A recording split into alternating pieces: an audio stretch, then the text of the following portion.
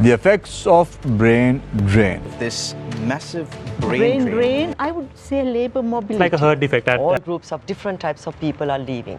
Brain drain is a rising trend seen across the developing world. Specifically here in Sri Lanka, it's something that we have been battling with for a number of decades. Now, while this topic is far too complex for me to dive into in this video, today I want to talk to you about the education industry and the impact that it can have in the negation of brain drain.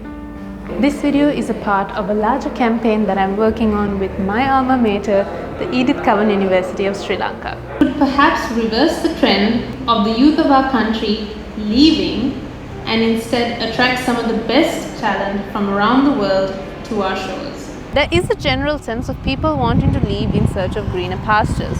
But the question remains, is the grass really greener on the other side, or is it green where you water it? So over the past few months, we've been traveling all around Sri Lanka to ask the youth of the country what they think. So all the friends I know, all my friends, students, they're all moving abroad.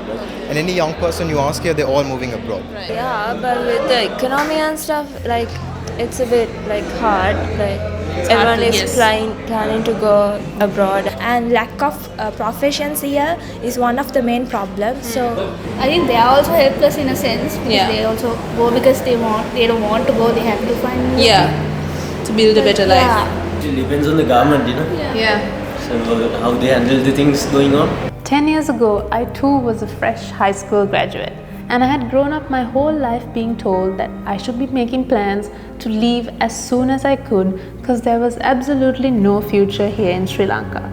And fast forward to today, I don't think the story and the narrative that's being told to young people has changed very much. Go abroad. You don't have to struggle the way your parents did. You can have access to better income, better education, better public transport, better food. And like many of us, as an 18-year-old, I too believed the narrative. And I was hell-bent on pursuing my brighter future anywhere else but in Sri Lanka.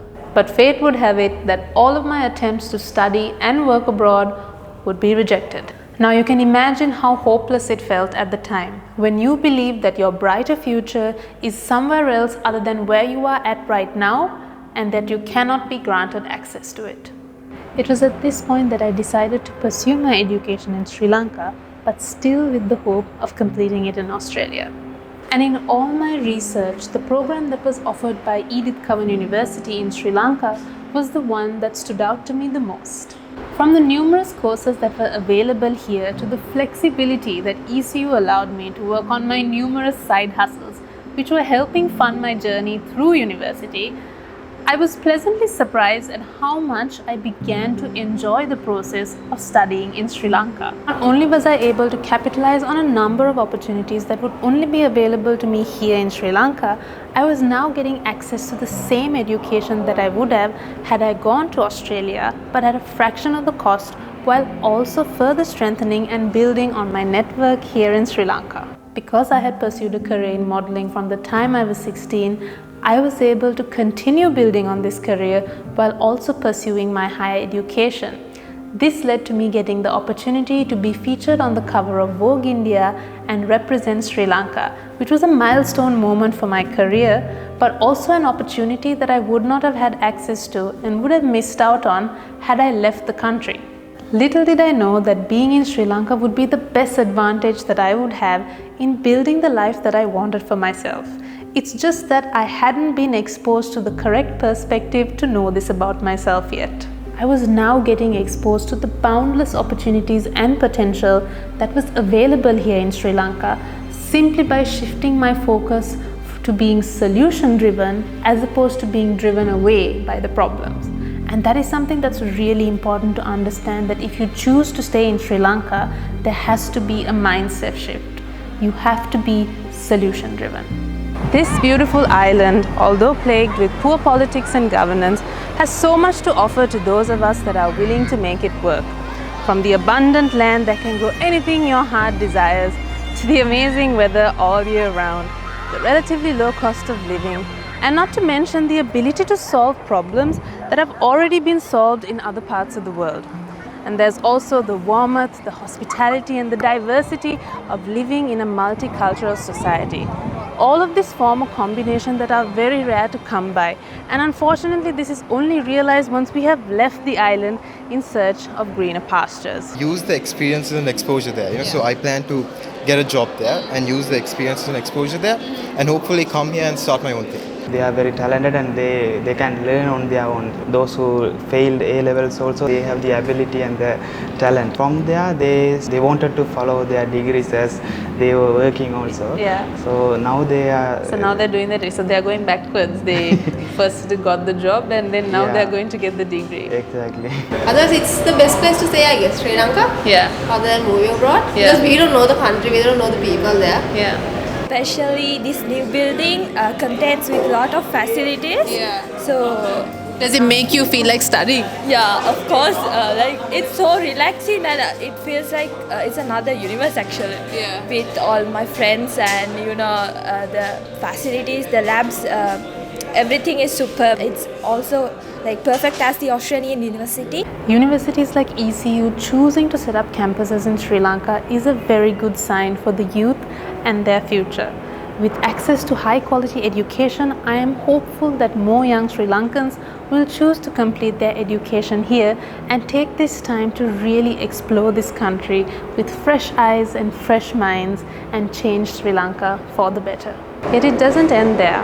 As important as it is to retain the young talent that we have here in Sri Lanka, the higher education industry provides a great opportunity for us to grow our economy through the enrollment of foreign students. Countries such as Australia and Malaysia have become regional hubs for higher education and have seen significant contributions to their economies through the higher education industry. And with its strategic location between the East and the West, Sri Lanka has the potential to do just that. In fact, the newly opened Edith Cowan University campus here in Colombo is already seeing foreign enrollments from across the region. In addition to getting a world-class education at a fraction of the cost, I was also able to immerse myself with the rich culture and history of Sri Lanka for a university experience unlike any other. From basking in the sun and surfing waves all year round to hiking epic trails and exploring ancient kingdoms. Whether it was the $1 buffet with the amazing local cuisine or cycling amongst the world-famous Ceylon tea estates or the warm hospitality of the people that Sri Lanka is known for, this is an island that will keep you coming back for more. It was the experiences I was able to have outside of the classroom that I remember the most during my time in university. While I can only speculate what life would have been like had I left, being in Sri Lanka is what no doubt pushed me into building and paving the lifestyle that I am extremely excited and content with. If you ever felt powerless about making a change in Sri Lanka or believe that you alone couldn't make a change, so why bother enduring the hard times and the chaos? I really hope this video gave you some insight and some perspective to do so. In my opinion, where we are right now is a culmination of decisions that were made by people in the past. But where Sri Lanka is going to be in the next 50 years is being decided right now. And it is being decided by this generation that's making those exact same decisions right now. And if I could leave you with a few words to end this video, it would be these. You are not powerless, and your choices do matter.